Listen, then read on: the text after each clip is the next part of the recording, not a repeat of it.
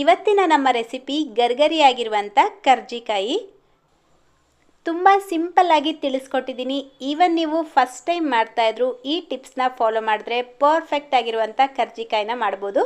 ಬನ್ನಿ ಹಾಗಾದರೆ ಈ ಗರ್ಗರಿಯಾಗಿರುವಂಥ ಕರ್ಜಿಕಾಯಿನ ಯಾವ ರೀತಿ ಮಾಡೋದು, ಸ್ಟೋರ್ ಮಾಡೋದು ಪ್ರತಿಯೊಂದನ್ನು ತಿಳಿಸ್ಕೊಟ್ಟಿದ್ದೀನಿ. ವಿಡಿಯೋನ ಎಲ್ಲೂ ಸ್ಕಿಪ್ ಮಾಡ್ತೀರಾ, ಪ್ಲೀಸ್ ಪೂರ್ತಿಯಾಗಿ ನೋಡಿ. ಹಾಯ್, ನೀವು ನೋಡ್ತಾ ಇದ್ದೀರಾ ಶಾನ್ ಕನ್ನಡ ಚಾನೆಲ್. ವಿಡಿಯೋ ಇಷ್ಟ ಆದರೆ ಪ್ಲೀಸ್ ಲೈಕ್ ಮಾಡಿ, ಹಾಗೆ ಫ್ರೆಂಡ್ಸ್ ಮತ್ತು ಫ್ಯಾಮಿಲಿಯವ್ರ ಜೊತೆಲಿ ಶೇರ್ ಮಾಡಿ. ಮೊದಲು ಒಂದು ಬ್ಲೆಂಡರ್ ಜಾರ್ಗೆ ಅರ್ಧ ಕಪ್ ಬಾದಾಮಿನ ಹಾಕಿಬಿಟ್ಟು ತರ್ತರಿಯಾಗಿ ಪೌಡರ್ ಮಾಡ್ಕೊಳ್ಬೇಕು. ನಾನಿವತ್ತು ಡ್ರೈ ಫ್ರೂಟ್ಸ್ನ ಯೂಸ್ ಮಾಡಿ ಕರ್ಜಿಕಾಯಿನ ಮಾಡ್ತಾಯಿದ್ದೀನಿ. ಬಾದಾಮಿಗೆ ಬದಲಾಗಿ ನೀವು ಹುರಿದು ಸಿಪ್ಪೆ ತೆಗೆದಿರೋ ಅಂಥ ಕಡಲೆ ಬೀಜ ಅಥವಾ ಹುರ್ಗಡ್ಲೆ ಬೇಕಿದ್ರೂ ಯೂಸ್ ಮಾಡ್ಬೋದು.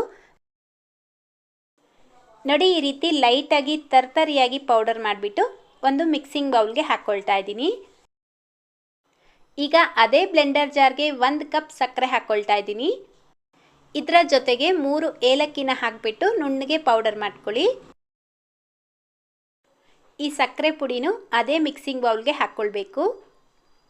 ಈಗ ಸಕ್ಕರೆ ಯಾವ ಕಪ್ಪಲ್ಲಿ ಅಳತೆ ಮಾಡ್ಕೊಂಡಿದ್ವೋ ಅದೇ ಕಪ್ಪಲ್ಲೇ 1.5 ಕಪ್ ಒಣ ಕೊಬ್ಬರಿನ ಹಾಕ್ಕೊಳ್ತಾ ಇದ್ದೀನಿ. ಒಣ ಕೊಬ್ಬರಿನ ನಾನು ಬ್ಲೆಂಡರ್ ಜಾರ್ಗೆ ಹಾಕಿಬಿಟ್ಟು ಪೌಡರ್ ಮಾಡಿ ಹಾಕ್ಕೊಂಡಿದ್ದೀನಿ. ನೀವು ಬೇಕಿದ್ರೆ ಗ್ರೇಟ್ ಮಾಡಿಬಿಟ್ಟು ಹಾಕ್ಕೊಳ್ಬೋದು. ಈಗ ಒಂದು 3 ಟೇಬಲ್ ಸ್ಪೂನಷ್ಟು ಗೋಡಂಬಿನ ಸಣ್ಣದಾಗಿ ಕಟ್ ಮಾಡಿ ಹಾಕಿಬಿಟ್ಟು ಮಿಕ್ಸ್ ಮಾಡ್ಕೊಳ್ತಾ ಇದ್ದೀನಿ. ನಿಮಗೆ ಒಣ ದ್ರಾಕ್ಷಿ ಇಷ್ಟ ಆಗುತ್ತೆ ಅನ್ನೋ ಹಾಗಿದ್ರೆ ಅದನ್ನು ಹಾಕಿಬಿಟ್ಟು ಮಿಕ್ಸ್ ಮಾಡ್ಕೊಳ್ಳಿ. ನಾನು ಇಲ್ಲಿ ಹಾಕ್ಕೊಳ್ತಾ ಇಲ್ಲ.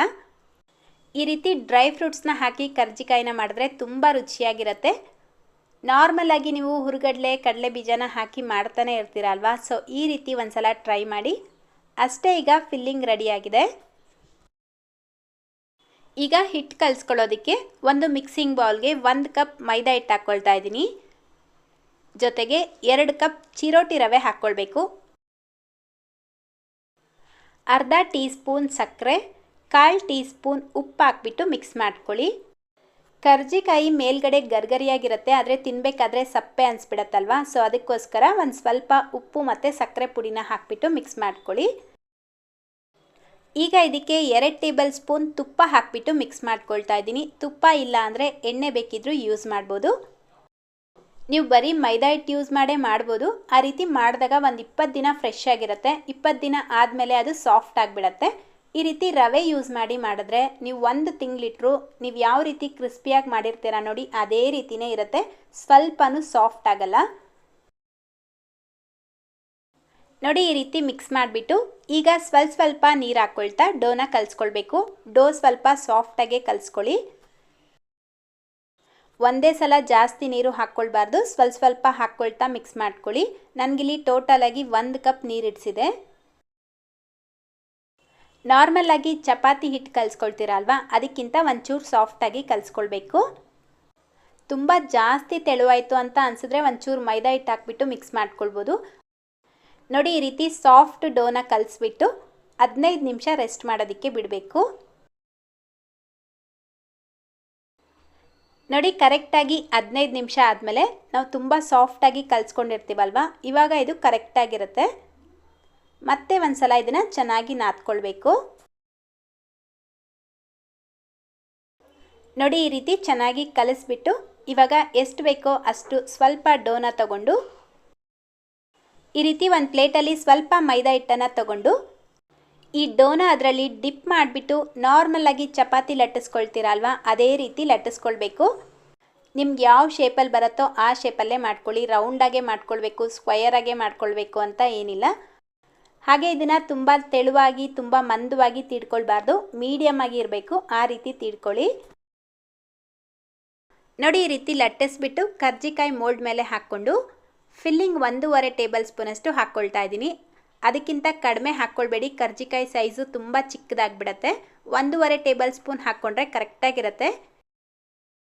ನಿಧಾನಕ್ಕೆ ಇದನ್ನು ಕ್ಲೋಸ್ ಮಾಡಿಬಿಟ್ಟು ಎಕ್ಸ್ಟ್ರಾ ಇರೋವಂಥ ಡೋನ ತೆಕ್ಕೊಳ್ಳಿ. ಅಷ್ಟೇ, ನೋಡಿ, ಸಿಂಪಲ್ಲಾಗಿ ಕರ್ಜಿಕಾಯಿ ರೆಡಿಯಾಗಿದೆ. ಅದೇ ರೀತಿ ನಾನು ಇನ್ನೊಂದನ್ನು ಮಾಡಿ ತೋರಿಸ್ತಾ ಇದ್ದೀನಿ. ಕೆಲವರು ಹೇಳ್ತೀರಲ್ವ, ಈ ರೀತಿ ಮಾಡಬೇಕಾದ್ರೆ ಕರ್ಜಿಕಾಯಿ ಚೆನ್ನಾಗಿ ಕಾಣುತ್ತೆ, ಎಣ್ಣೆಗೆ ಹಾಕಿದ ತಕ್ಷಣ ಬಿಟ್ಕೊಳ್ಳುತ್ತೆ ಅಂತ. ಆ ರೀತಿ ಆಗಬಾರ್ದು ಅನ್ನೋ ಹಾಗಿದ್ರೆ ನೋಡಿ, ಮೊದಲಿಗೆ ಈ ರೀತಿ ಫಿಲ್ಲಿಂಗ್ನ ಹಾಕಿಬಿಟ್ಟು ಈಗ ಕ್ಲೋಸ್ ಮಾಡ್ಕೊಳ್ಳೋದಕ್ಕೆ ಮುಂಚೆ ಈ ಎಡ್ಜಸ್ಗೆ ಸ್ವಲ್ಪ ತಣ್ಣೀರನ್ನ ಹಚ್ಕೊಳ್ಬೇಕು. ಈ ರೀತಿ ಹಚ್ಬಿಟ್ಟು ಕ್ಲೋಸ್ ಮಾಡಿದ್ರೆ ನೀವು ಎಣ್ಣೆಗೆ ಹಾಕಿದ್ರೂ ಇದು ಬಿಟ್ಕೊಳ್ಳೋದಿಲ್ಲ. ನಿಮ್ಮ ಹತ್ರ ಕರ್ಜಿಕಾಯಿ ಮಾಡುವಂಥ ಮೋಲ್ಡ್ ಇಲ್ಲ ಅಂದರೆ ನಾರ್ಮಲಾಗಿ ಇದನ್ನು ಲಟ್ಟಿಸ್ಕೊಂಡು ಇದರ ಮಧ್ಯದಲ್ಲಿ ಈ ರೀತಿ ಫಿಲ್ಲಿಂಗ್ನ ಹಾಕಿಬಿಟ್ಟು ಈ ಸೈಡ್ಗೆಲ್ಲ ಸ್ವಲ್ಪ ತಣ್ಣೀರನ್ನ ಹಚ್ಕೊಂಡು ನಿಧಾನಕ್ಕೆ ಇದನ್ನು ಫೋಲ್ಡ್ ಮಾಡ್ಕೊಳ್ಬೇಕು.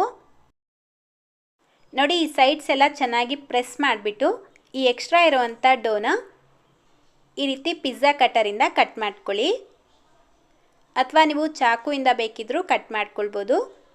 ಇದು ಪ್ಲೇನ್ ಆಗಿದ್ರೆ ನೋಡೋಕ್ಕೆ ಅಷ್ಟು ಚೆನ್ನಾಗಿರಲ್ಲ ಅಲ್ವಾ? ಸೊ ಈ ರೀತಿ ಫೋರ್ಕ್ ತಗೊಂಡು ಸೈಡಲ್ಲಿ ಈ ರೀತಿ ಡಿಸೈನ್ನ ಮಾಡ್ಕೊಳ್ಬೋದು. ನೋಡಿ, ಎಲ್ಲ ಕರ್ಜಿಕಾಯಿಗಳನ್ನು ಇದೇ ರೀತಿ ರೆಡಿ ಮಾಡಿ ಇಟ್ಕೊಳ್ಳಿ. ಈಗ ಇದನ್ನು ಡೀಪ್ ಫ್ರೈ ಮಾಡ್ಕೊಳ್ಳೋಣ. ಡೀಪ್ ಫ್ರೈ ಮಾಡೋದಕ್ಕೆ ನಾನಿಲ್ಲಿ ಲೋ ಫ್ಲೇಮ್ನಲ್ಲಿ ಎಣ್ಣೆ ಬಿಸಿ ಮಾಡ್ಕೊಂಡಿದ್ದೀನಿ. ಎಣ್ಣೆ ತುಂಬ ಜಾಸ್ತಿ ಬಿಸಿ ಆಗಿರಬಾರ್ದು. ನೋಡಿ, ನಾವು ಕರ್ಜಿಕಾಯಿ ಹಾಕಿದ ತಕ್ಷಣ ಅದು ನಿಧಾನಕ್ಕೆ ಮೇಲೆ ಬರಬೇಕು. ಅಷ್ಟು ಎಣ್ಣೆ ಬಿಸಿಯಾಗಿದ್ದರೆ ಸಾಕು. ತುಂಬ ಜಾಸ್ತಿ ಬಿಸಿಯಾಗಿದ್ದರೆ ಕರ್ಜಿಕಾಯಿ ಎಣ್ಣೆಗೆ ಹಾಕಿದ ತಕ್ಷಣ ಕಲರ್ ಚೇಂಜ್ ಆಗುತ್ತೆ, ಆದರೆ ಒಳಗಡೆ ಹಸಿಯಾಗೇ ಇರುತ್ತೆ. ಹಾಗೆ ನೀವು ಎಣ್ಣೆಯಿಂದ ಆಚೆ ತೆಗೆದ್ರೆ ತುಂಬ ಸಾಫ್ಟಾಗಿರುತ್ತೆ, ಗರ್ಗರಿಯಾಗಿರೋದಿಲ್ಲ. ಅದಕ್ಕೋಸ್ಕರ ಲೋ ಫ್ಲೇಮ್ನಲ್ಲೇ ಮಾಡ್ಕೊಳ್ಬೇಕು. ಈ ರೀತಿ ಎಣ್ಣೆಗೆ ಹಾಕಿದ ತಕ್ಷಣ ಮಿಕ್ಸ್ ಮಾಡಬಾರ್ದು. ಅದು ತಾನೇ ಮೇಲೆ ಬಂದಮೇಲೆ 1-2 ನಿಮಿಷ ಬಿಟ್ಟು ಒಂದು ಸ್ಪೂನಿಂದ ಈ ರೀತಿ ಉಲ್ಟಾ ಮಾಡಿ ಹಾಕಿಬಿಟ್ಟು ಫ್ರೈ ಮಾಡ್ಕೊಳ್ಬೇಕು. ಈ ರೀತಿ ಮಿಕ್ಸ್ ಮಾಡ್ಕೊಳ್ತಾ ಫ್ರೈ ಮಾಡ್ಕೊಳ್ಳಿ. ಆವಾಗ ಎಲ್ಲ ಕಡೆ ಈವನ್ ಆಗಿ ಒಂದೇ ಕಲರ್ ಬರುತ್ತೆ. ಅಷ್ಟೇ ನೋಡಿ, ಲೈಟಾಗಿ ಗೋಲ್ಡನ್ ಕಲರ್ ಬಂದರೆ ಸಾಕು, ತುಂಬ ಡಾರ್ಕ್ ಆಗಿ ಮಾಡ್ಕೊಳ್ಬೇಡಿ. ನಾವು ಜಾಸ್ತಿ ರವೆ ಯೂಸ್ ಮಾಡಿರೋದ್ರಿಂದ ಇದರ ಕಲರು ಸ್ವಲ್ಪ ಲೈಟಾಗಿ ವೈಟ್ ಕಲರ್ ಥರ ಕಾಣ್ತಾ ಇದೆ. ಲೈಟ್ ಬೆಳಕಿಗೆ ತುಂಬ ವೈಟಾಗಿರೋ ಥರ ಕಾಣ್ತಾ ಇದೆ. ತುಂಬ ವೈಟಾಗಿಲ್ಲ, ಲೈಟಾಗಿ ಗೋಲ್ಡನ್ ಕಲರ್ ಬಂದಿದೆ. ನಾನು ಆಮೇಲೆ ನಿಮಗೆ ತೋರಿಸ್ತೀನಿ. ಈಗ ನೆಕ್ಸ್ಟ್ ಬ್ಯಾಚ್ ಹಾಕ್ಕೊಳ್ತಾ ಇದ್ದೀನಿ. ಅದೇ ರೀತಿ ಹಾಕಿಬಿಟ್ಟು ಫ್ರೈ ಮಾಡ್ಕೊಳ್ಳಿ. ಒಂದೇ ಸಲ ತುಂಬ ಜಾಸ್ತಿ ಕರ್ಜಿಕಾಯಿಗಳನ್ನು ಹಾಕಿಬಿಟ್ಟು ಒಟ್ಟಿಗೆ ಫ್ರೈ ಮಾಡಬೇಡಿ. ಸ್ವಲ್ಪ ಹಾಕ್ಕೊಂಡು ಫ್ರೈ ಮಾಡ್ಕೊಳ್ಳಿ. ಎಲ್ಲ ಕರ್ಜಿಕಾಯಿಗಳು ಈ ರೀತಿ ರೆಡಿ ಆದಮೇಲೆ ಒಂದು ಪ್ಲೇಟ್ ಮೇಲೆ ಅಥವಾ ಒಂದು ಪೇಪರ್ ಮೇಲೆ ಹಾಕಿಬಿಟ್ಟು ಪೂರ್ತಿಯಾಗಿ ತಣ್ಣಗಾಗೋದಕ್ಕೆ ಬಿಡಬೇಕು. ಬಿಸಿ ಇರುವಾಗ ಯಾವುದೇ ಕಾರಣಕ್ಕೂ ಇದನ್ನು ಬಾಕ್ಸಲ್ಲಿ ಹಾಕಿ ಮುಚ್ಚಿಡಬೇಡಿ. ಆ ರೀತಿ ಮಾಡಿದ್ರೆ ಇದು ತುಂಬ ಸಾಫ್ಟ್ ಆಗಿಬಿಡುತ್ತೆ. ಸೊ ಪೂರ್ತಿಯಾಗಿ ತಣ್ಣಗಾದ್ಮೇಲೆ ಒಂದು ಸ್ಟೀಲ್ ಬಾಕ್ಸಲ್ಲಿ ಹಾಕಿಬಿಟ್ಟು ಸ್ಟೋರ್ ಮಾಡ್ಕೊಳ್ಳಿ. 1 ತಿಂಗಳಾದ್ರೂ ನೀವು ಸ್ಟೋರ್ ಮಾಡಿದ್ರೆ ಇದೇ ರೀತಿ ಕ್ರಿಸ್ಪಿಯಾಗೇ ಇರುತ್ತೆ, ಸಾಫ್ಟ್ ಆಗೋದಿಲ್ಲ. ಬೇಕಿದ್ರೆ ನೀವು ಟ್ರೈ ಮಾಡಿ, ಖಂಡಿತ ನಿಮ್ಗೆ ಇಷ್ಟ ಆಗುತ್ತೆ. ನಾವಿದರಲ್ಲಿ ಡ್ರೈ ಫ್ರೂಟ್ಸ್ ಹಾಕಿರೋದ್ರಿಂದ ಟೇಸ್ಟ್ ಮಾತ್ರ ತುಂಬ ಚೆನ್ನಾಗಿರುತ್ತೆ. ನೋಡಿ, ಈಗ ಹತ್ರದಿಂದ ತೋರಿಸ್ತಾ ಇದ್ದೀನಿ. ಲೈಟಾಗಿ ಗೋಲ್ಡನ್ ಕಲರ್ ಬಂದಿದೆ ಅಲ್ವಾ? ಇದರ ಸೌಂಡ್ ಕೂಡ ನೀವು ಕೇಳಿಸ್ಕೊಳ್ಬೋದು ಎಷ್ಟು ಕ್ರಿಸ್ಪಿಯಾಗಿ ಬಂದಿದೆ ಅಂತ. ಸೊ ಮಿಸ್ ಮಾಡ್ತೀರಾ, ನೀವೆಲ್ಲರೂ ಟ್ರೈ ಮಾಡಿ.